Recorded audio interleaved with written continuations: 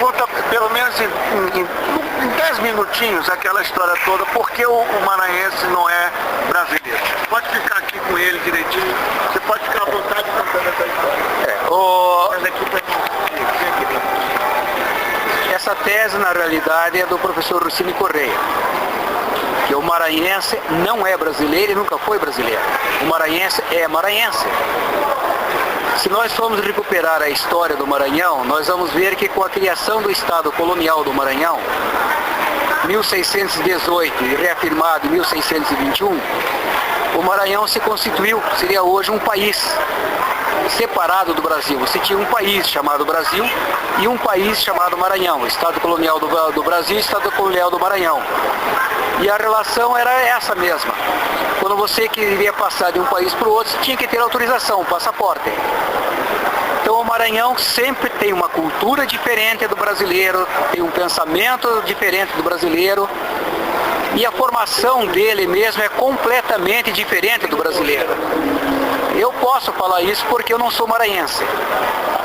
Eu vivo há 34 anos no Maranhão, sou aqui de Curitiba, estou há 34 anos lá e começo a me interessar pela essa história e você vê que realmente é completamente diferente.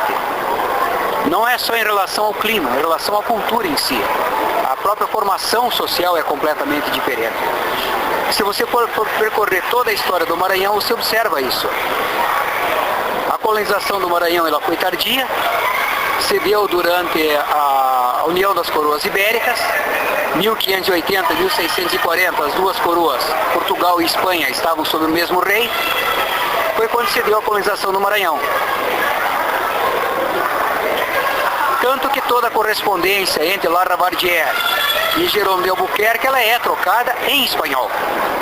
Aí, porque Jerônimo de Albuquerque era um bugre, filho de índio, que nem sabia o português. Não, a linguagem oficial era o espanhol.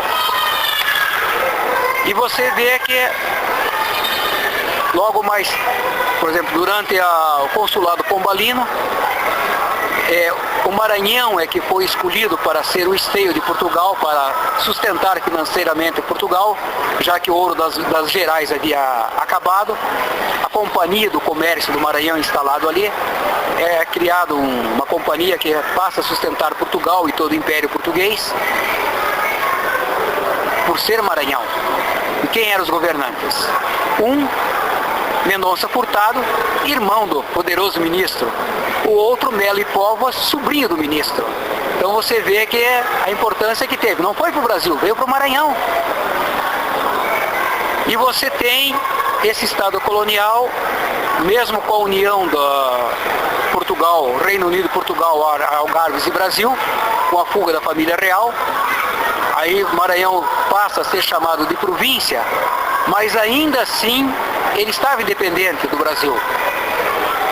E quando se diz adesão, se comemora o 28 de julho, adesão do Maranhão à independência do Brasil, isso nunca aconteceu. O Maranhão foi anexado ao Império Brasileiro, por força das armas. As forças de Pedro I desceram do Ceará, anexaram o Piauí, que naquela época era uma província associada ao Maranhão, pertencia ao estado do Maranhão, atravessa o Parnaíba, derrota o Fidié em Caxias, e estão em Icatu pronto para invadir a ilha.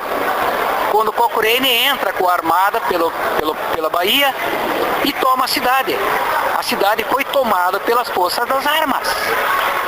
Então o Maranhão nunca aderiu à independência, ele foi aderido, ele foi anexado ao Império Brasileiro.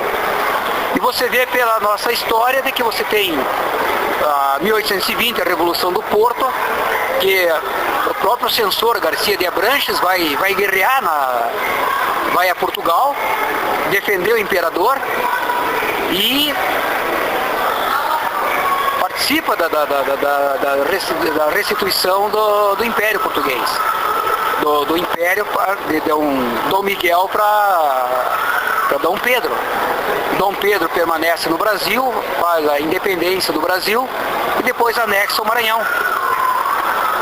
E você tem uma outra coisa, se você for verificar toda a história do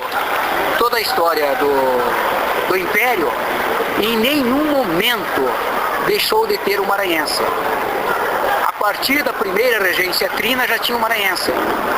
Ou era ministro de Estado, ou quando não, dominava todo o gabinete. Você vê mais tarde, Ducha de Abranches era o grande homem. Mesmo no início da República, quem apoiava o velho Paranhos, vai ser depois o Visconde, depois o Barão do Rio Branco, era Ducha de Abranches, era o maranhense, o senador da República. Você vê na própria República Velha, o José Sarney não foi o primeiro vice-presidente da República. Nós tivemos outros vice-presidentes da República que inclusive assumiram a presidência, exerceram a função do presidente. E sempre por causa disso, pela importância que teve ter sido um país que foi anexado ao outro. Mas mesmo assim, não foi o dominado que absorveu a cultura. Foi justamente o contrário. Então se pode dizer hoje que o maranhense é maranhense. Ele não é brasileiro, nunca foi brasileiro e esperamos que nunca se torne um brasileiro. Foi quanto tempo